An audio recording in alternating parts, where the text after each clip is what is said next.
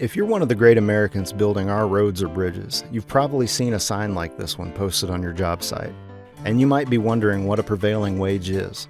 The prevailing wage is the rate of pay on public works projects. It's based on how much most people make in their area for each craft. The idea is that when you help build this great nation of ours, you should earn a fair wage and a middle-class life, no matter where you live.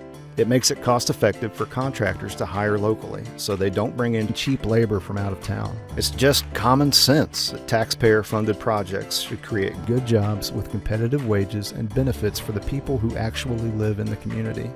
And the last thing our government should do is set up a scheme for labor crimes and worker exploitation. 96 years ago, during the Great Depression, Americans were desperate for work. Companies across all industries took advantage of the dire situation by lowering wages. Greed prevailed. Uncle Sam decided that he shouldn't take part in this race to the bottom, so the government passed the Davis-Bacon Act.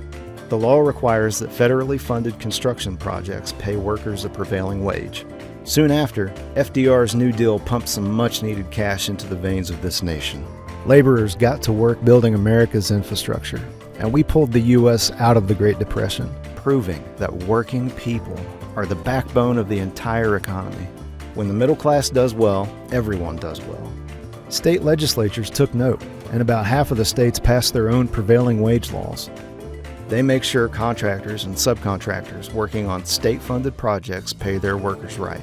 Because why would state governments want to lowball their own people? Well, here's the rub. There are some real scumbags out there, certain dark money groups and anti-worker politicians, fighting to overturn these laws. They argue that you get paid too much. They claim that they could get it done for much cheaper if they didn't have to abide by prevailing wage laws or pesky labor standards. They want the federal government to determine the prevailing wage using a different set of data collected by the Bureau of Labor Statistics, or BLS. This would slash wages by almost 70% in some areas. It's a sneaky way of weakening the federal prevailing wage without having to face the backlash that would come with eliminating the Davis-Bacon Act. And they have been attacking state prevailing wage laws as well.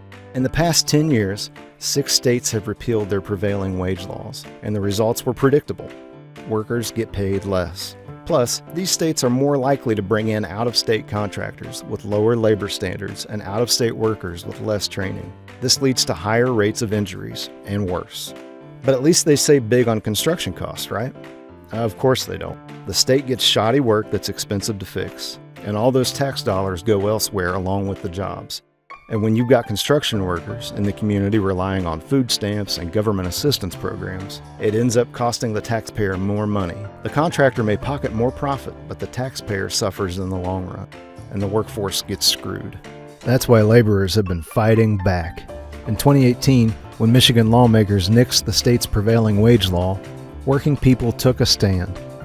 They voted them out of office and elected pro-worker candidates who reinstated Michigan's prevailing wage law in 2023. This year, Missouri laborers spearheaded a campaign to expand the prevailing wage law in St. Louis.